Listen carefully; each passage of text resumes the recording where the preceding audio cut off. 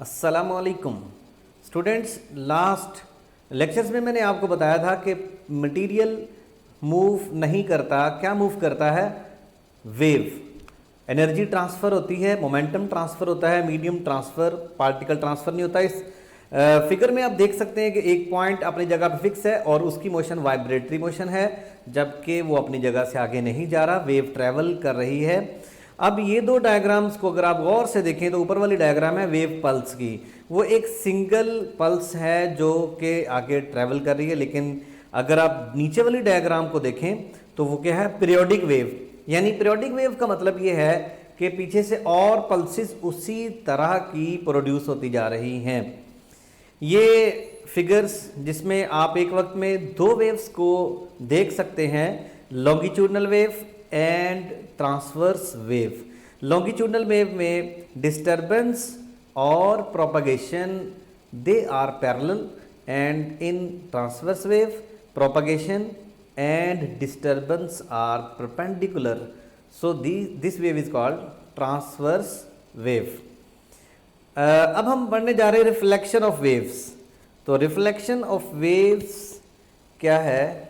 जब वेव एक मीडियम से आ रही है और दूसरे मीडियम में एंटर नहीं हो रही बल्कि उसकी बाउंड्री से बाउंस बैक होती है, उसको कहते हैं रिफ्लेक्शन।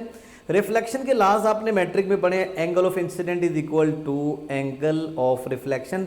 लेकिन यहाँ पर मैं आपको कुछ और बताने जा रहा हूँ कि सपोज हमारे पास एक वेव आ रही है, ये मीडियम है रेरर, जैसे ये स्प्रिंग है और इसके आगे एक रिजिड सपोर्ट है, ठीक है। ये रिजिड सपोर्ट जैसे वॉल है तो इसके साथ इसको हमने अटैच किया है। तो ये जो रिजिड सपोर्ट है ये एक डेंसर मीडियम हो गया और ये रेरर मीडियम है। स्प्रिंग एक रेरर मीडियम है। अगर इसमें एक वेव इस तरह से जा रही थी तो ये है इंसिडेंट वेव। जब ये रिफ्लेक्ट होगी तो रिफ्लेक्ट होगी इस अंदाज से, ये वेव जब रिफ्लेक्ट होगी जनाब तो इस तरह से रिफ्लेक्ट होगी। ये है reflected wave.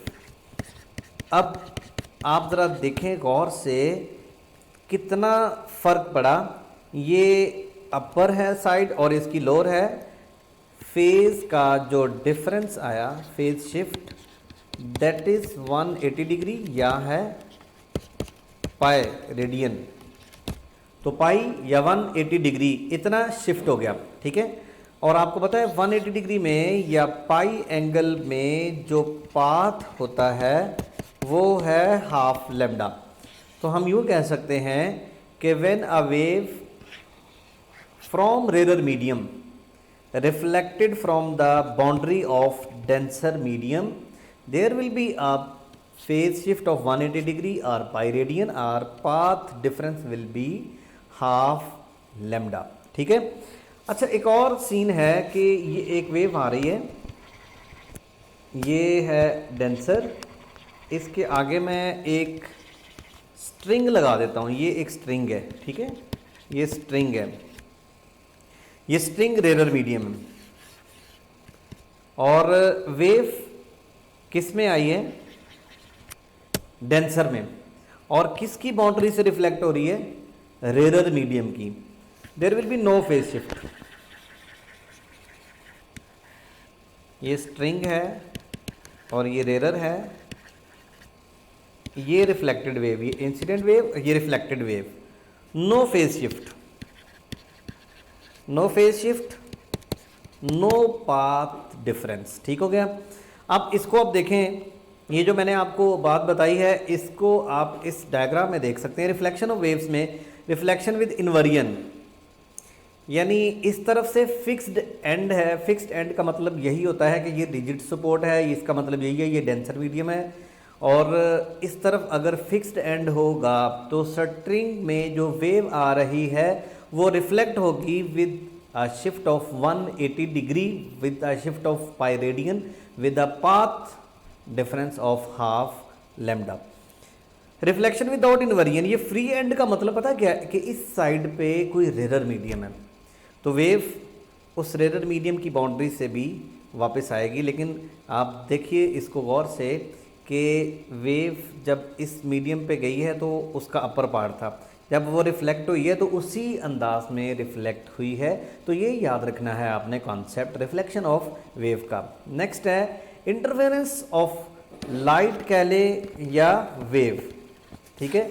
Interference is a superposition of two light waves, ठीक है, ज़रूरी नहीं है ये लाइट, एनी टू वेव्स, ठीक है, of same frequency same amplitude propagating in same direction.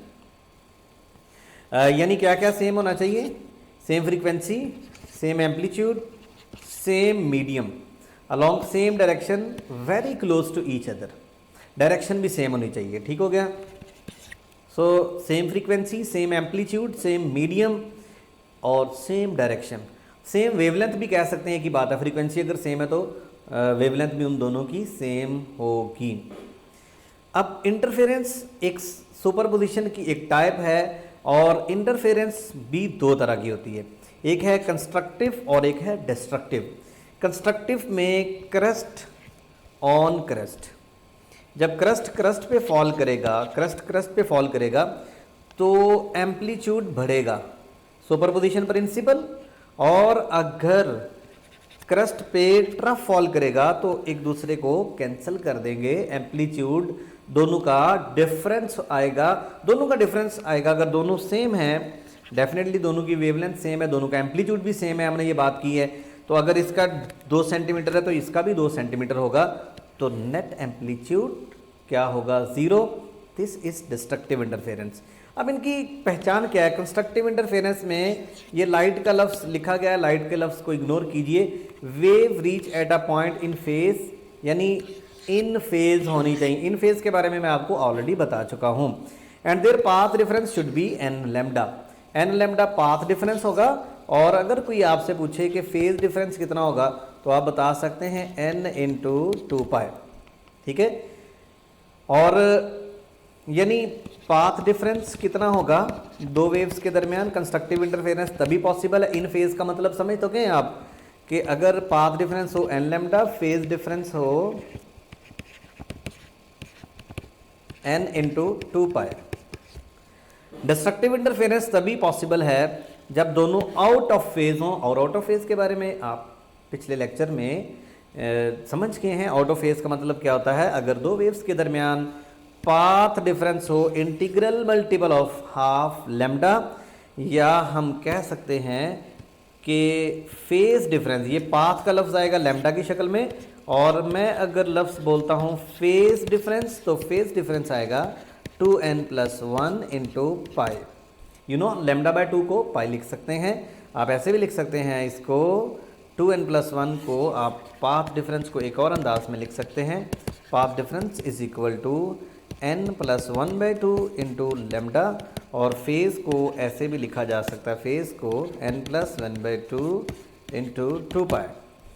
तो अगर दो पॉइंट के दरमियान इतना फ़र्क आएगा तो वो क्या होगा? डिस्ट्रक्टिव इंटरफेरेंस और कंस्ट्रक्टिव इंटरफेरेंस भी है। इस कंडीशन के अलावा अगर कोई और केस आता है, फ़र्ज़ किया मैं कहता हूँ पाथ डिफरेंस है जनाब, पाथ डिफरेंस है λ/4, कौन सी इंटरफेरेंस होगी? नो इंटरफेरेंस, ठीक है, ना कंस्ट्रक्टिव ना डिस्ट्रक्टिव। तो कंस्ट्रक्टिव डिस्ट्रक्टिव के लिए दो ही कंडीशन, इंटरफेरेंस की दो ही कंडीशन है, कंस्ट्रक्टिव और डिस्ट्रक्टिव, ठीक हो गया। अब हमारा टॉपिक है स्टेशनरी वेव्स। स्टेशनरी वेव्स का एक और नाम भी है, वो है standing waves. Sorry, standing waves. तो स्टैंडिंग वेव्स या स्टेशनरी वेव्स कौन सी wave? This is also a type of superposition. Stationary waves are produced by superposition of two progressive waves. अब प्रोग्रेसिव वेव्स ट्रांसवर्स नेचर की भी हो सकती हैं, लॉन्गिट्यूडनल नेचर की भी हो सकती हैं, of equal amplitude and frequency travelling with same speed in opposite direction. यानी इंटरफेरेंस में और स्टेशनरी वेव्स में जो बेसिक डिफरेंस है that is opposite direction. Opposite direction का फर्क है यहाँ पर, ठीक है। तो अपोजिट डायरेक्शन में अगर वेव्स आएंगी तो स्टेशनरी वेव्स बनाएंगी या स्टैंडिंग वेव्स। जैसे ये आप देख सकते हैं कि ये दो वेव्स जब मिलती हैं तो उनके मिलने की वजह से एक और टाइप की वेव बन रही है, दैट इज स्टेशनरी वेव। मैंने आपसे कहा था कि वेव की डेफिनेशन में हम पढ़ते हैं waves transfer energy and momentum, लेकिन स्टेशनरी वेव्स एनर्जी को ट्रांसफर नहीं करती। तो फिर वेव की डेफिनेशन बदलनी चाहिए कि waves transfer energy except one type of wave. बेटे याद रखिएगा, इसका आंसर ये था कि stationary waves are not basic waves. मैंने आपको बेसिक वेव्स की जो टाइप्स पढ़ाई हैं, क्या मैंने उसमें स्टेशनरी वेव पढ़ाई है? स्टेशनरी वेव एक्चुअली सुपरपोजिशन के बाद नई बनने वाली एक टाइप है। जैसे इंटरफेरेंस के बाद कंस्ट्रक्टिव डिस्ट्रक्टिव होता है, स्टेशनरी वेव्स में भी दो वेव्स मिलती हैं। अब स्टेशनरी वेव एक्चुअली दो प्रोग्रेसिव वेव के मिलने से बनती। सो प्रोग्रेसिव वेव की बात जब हम करते हैं तो प्रोग्रेसिव वेव में ट्रांसवर्स भी आ सकती है, लॉन्गिट्यूडनल भी आ सकती है। तो ट्रांसफर वेव भी एनर्जी ट्रांसफर करती है, लॉन्गिट्यूडनल भी वेव एनर्जी ट्रांसफर करती है, इलेक्ट्रोमैग्नेटिक वेव्स भी एनर्जी ट्रांसफर करती हैं। तो एक्चुअली बेसिक जो डेफिनेशन है वो बेसिक वेव्स के लिए है।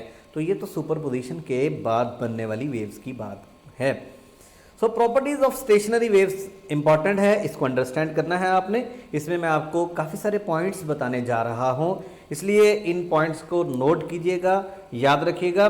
ये है वाइब्रेटर जो दो वेव्स प्रोड्यूस कर रहा है, जो दोनों वेव्स आपस में मिलती हैं तो इस तरह का फिनोमेना बनता है।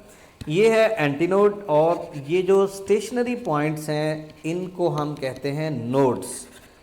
और नोड और नोड के दरमियान जो फ़र्क है वो है λ/2, और एक एंटीनोड और नोड के दरमियान जो डिफरेंस है वो है λ/4।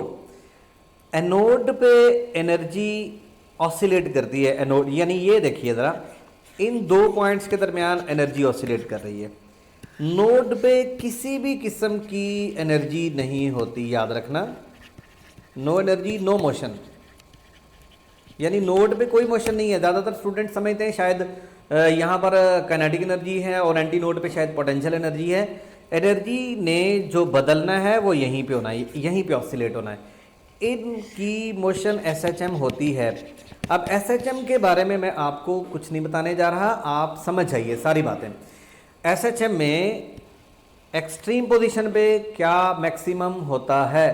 You know, potential energy. Acceleration maximum होता है, डिस्प्लेसमेंट मैक्सिमम होता है, एम्पलीट्यूड मैक्सिमम होता है। मीन पोजीशन पे क्या मैक्सिमम होता है? Kinetic energy. अब यहाँ पर कौन सी एनर्जी मैक्सिमम है? इलास्टिक पोटेंशियल एनर्जी होती है, ये इलास्टिक पोटेंशियल एनर्जी, ठीक है, स्ट्रिंग के केस में। तो यहाँ पर इलास्टिक पोटेंशियल एनर्जी, यहाँ पर कौन सी energy? Kinetic energy maximum. Mean position पे काइनेटिक एनर्जी मैक्सिमम होती है, ठीक है।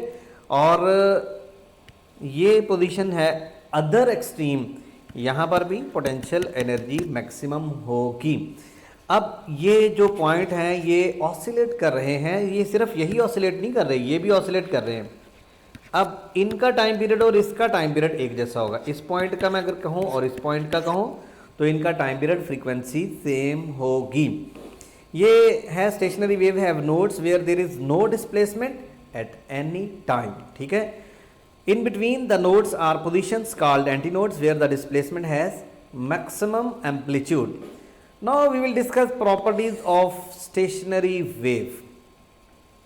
आप के सामने ये स्टेशनरी वेव है, आप स्टेशनरी वेव पे फोकस करें तो आपको नज़र कुछ पॉइंट्स मिलेंगे, ठीक है।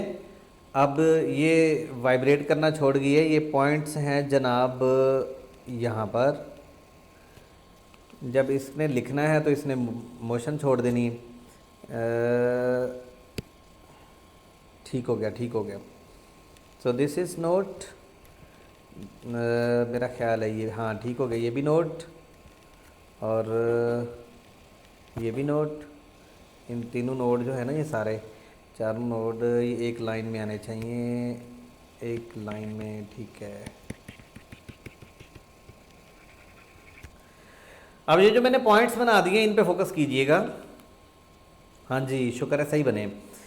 आप जो मैंने पॉइंट हाईलाइट किए हैं इनको देखिए, इनकी मोशन आपको बिल्कुल भी नज़र नहीं आ रही, ठीक है। लेकिन इनके साथ साथ ज़रा देखिए क्या वाइब्रेट कर रहा है, क्या ऑसिलेट कर रहा है, वो है एंटी नोड, ठीक है। तो एंटी नोड पे एनर्जी कन्फाइंड है, एंटी नोड पे एनर्जी ऑसिलेट करती है, लेकिन दो नोड के दरमियान, इस नोड और इस नोड के दरमियान में एनर्जी झूले ले रही है, स्विंग कर रही है, सिंपल हार्मोनिक मोशन परफॉर्म हो रही है। लेकिन इन दो नोड से ना एनर्जी इधर जा रही है ना इधर एनर्जी जा रही है, and nodes are fixed points. The waveform in stationary wave does not move through medium, energy is not carried away from the source. The amplitude of stationary wave varies from 0 at a node पे 0 है और anti node पे है maximum. Standing wave can be, अब ये point है जो मैं अभी आपके साथ शेयर कर रहा हूँ, मैंने इसलिए पॉइंट्स लिख दिए हैं ताकि जो मैं बोल रहा हूँ, जो मैं बोलूँ तो वो साथ साथ आपके पास रिटन फॉर्म में भी हो, आप उसको लिख सकते हो, आप उनको बाद में कॉन्सेप्चुअली जहन में रख सकते हैं।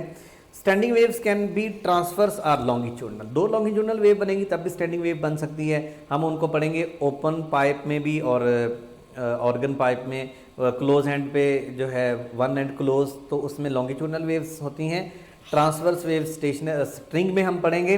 The disturbance confined to a particular region between the starting point and the reflecting point, यानी एक साइड से वेव आ रही है और रिफ्लेक्टिंग पॉइंट से, फॉर एग्जांपल इधर से एक वेव आ रही है, ये इंसिडेंट वेव है और आगे से वेव रिफ्लेक्ट होके वापस आएगी, तो और भी वेव्स आ रही हैं इधर से रिफ्लेक्ट होके आ रही हैं, तो दोनों जब मिलेंगी तो क्या होगा, स्टेशनरी वेव बनेगी और उनके दरमियान में जो कुछ पर्टिकुलर रीजन बनेंगे जैसे एनोड्स बनेंगे, तो वहीं पे एनर्जी कन्फाइन होगी, डिस्टर्बेंस जो भी है। There is no forward motion of the disturbance from one particle to the adjoining particle. You know, anodes के बाद एनोड्स के दरमियान में फॉरवर्ड मोशन नहीं होती, ये मोशन होती है, ठीक है ना। यानी जिस तरफ को वेव आपने ट्रैवल करवाई, एक दूसरी इस तरफ को आई, तो पार्टिकल्स की मोशन उसके परपेंडिकुलर होती है, ठीक है। The total energy associated with the stationary wave is twice the energy of each incident and reflected wave. For example एक इंसिडेंट वेव है, इसकी है 4 जॉल और इसकी भी रिफ्लेक्टेड की भी है 4 जॉल, तो जो स्टेशनरी वेव बनेगी उसकी टोटल एनर्जी क्या होगी, 8 जॉल, ठीक है। However this energy oscillate between elastic potential energy, यानी हाईएस्ट पोजीशन पे इलास्टिक पोटेंशियल एनर्जी होती है और मीन पोजीशन पे kinetic energy. The medium splits up into a number of segments. आप देख सकते हैं यहाँ पर ये 1 2 3 4 कितने सेगमेंट आपके सामने थे, 4, तो जितने मर्जी सेगमेंट्स बनाए, इससे ज़्यादा 4 से ज़्यादा सेगमेंट भी बनाए जा सकते हैं। Each segment is vibrating up and down as a whole, ठीक है, यानी हर segment as a whole vibrate करता है। All the particles in one particular segment vibrate in the same phase, यानी कि इसमें इस डायग्राम में जितने भी पार्टिकल्स हैं दो नोड के दरमियान में, वो तमाम पार्टिकल्स की मोशन क्या है, इन फेज, ठीक हो गया।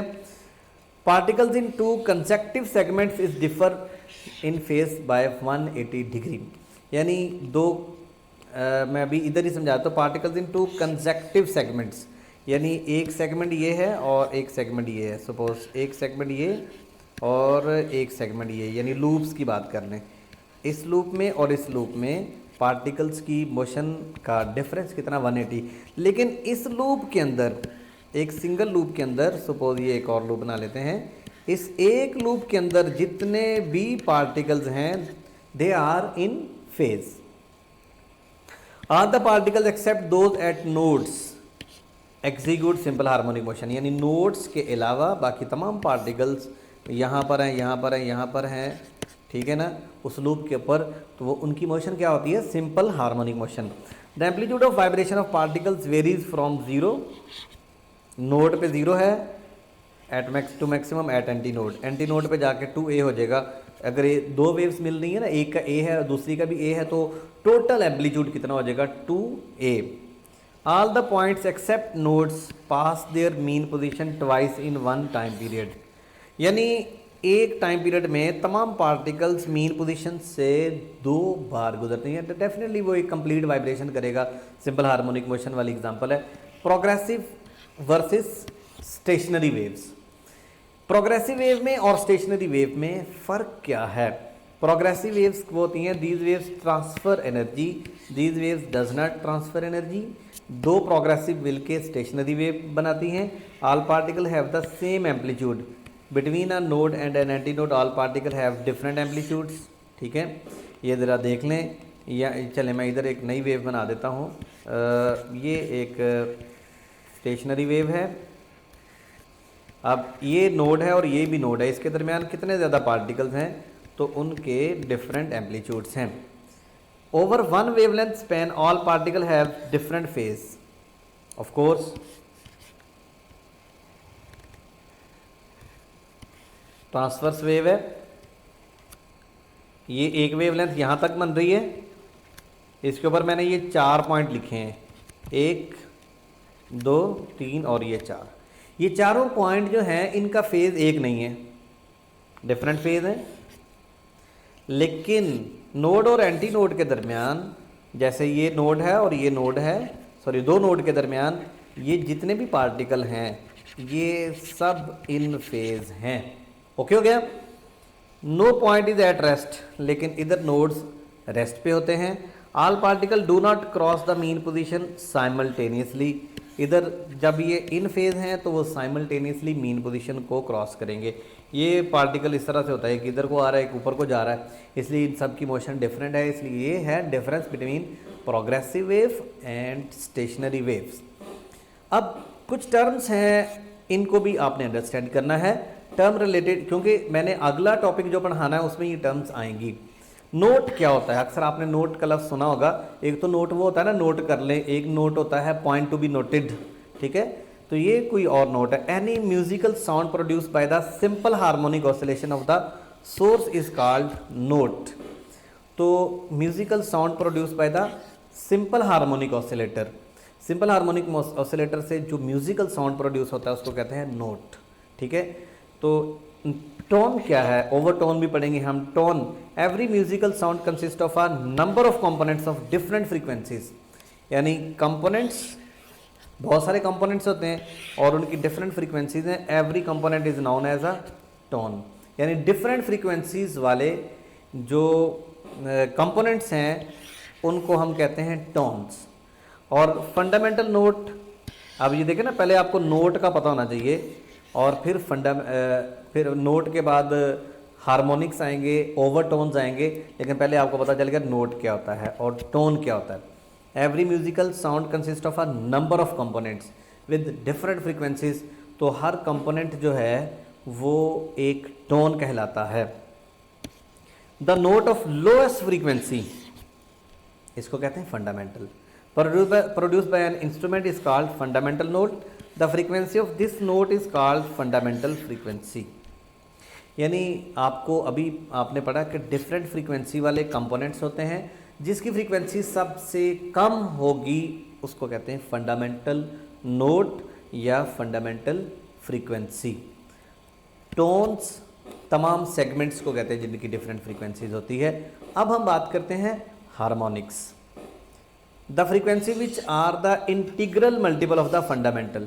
जैसे फंडामेंटल F1 है तो इस तरह से आएगी 3F1, suppose 2F1, F1 2F1 3F1 4F1 5F1। तो फंडामेंटल की का integral multiple, the frequency which are the integral multiple of the fundamental frequency are known as the harmonics. If n be the fundamental frequency, then the frequencies n, 2n, 3n, ये क्या है? integers are termed as first, second and third harmonics। इसके बाद है overtone। overtone किसको कहते हैं? the harmonics other than the first, यानी फंडामेंटल को एक्सक्लूड कर दीजिए और बाकी जो बचेंगे वो हैं ओवरटोन्स। अब आपको पता है टोन क्या होता है? टोन होता है बहुत सारे सेगमेंट्स डिफरेंट फ्रीक्वेंसीज वाले, सब को हम कहते हैं टोन्स। अब फंडामेंटल जो है उसके ऊपर मिलके, जैसे फॉर एग्जांपल मेरे पास ये एक हार्मोनिक था सिंपल, अगर मैं इसको इधर से इसमें से दो वेव्स बना दूं, ठीक है, अब ये उसके ऊपर ओवरटोन बना, ठीक है, यानी इस सेगमेंट को मैंने दो हिस्सों में डिवाइड कर दिया। कभी आपने बैलून लिया और बैलून को आप दरमियान से पकड़ के इस तरह से, कभी वो बाज़ार में जो बेचने वाले आते हैं ना बच्चों के लिए बैलून्स, तो आप देखेंगे उसमें छोटे छोटे सेगमेंट बनाए होते हैं उसने। तो वो जो सेगमेंट्स इस तरह से बनते हैं उसमें अदर दैन बेसिक, वो जो एक तो बेसिक है ना उसके ऊपर नए टोन्स बन रहे हैं और फ्रीक्वेंसी बढ़ रही है, वेवलेंथ कम हो रही है, उनको कहते हैं ओवरटोन्स।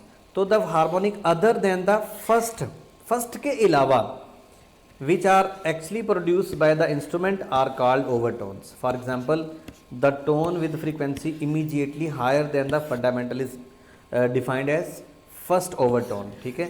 फर्स्ट या यहाँ पर देख लें n 2n 3n में जो था ये फंडामेंटल था, तो ये फर्स्ट हार्मोनिक तो है, ये फंडामेंटल भी है, लेकिन this is called first overtone.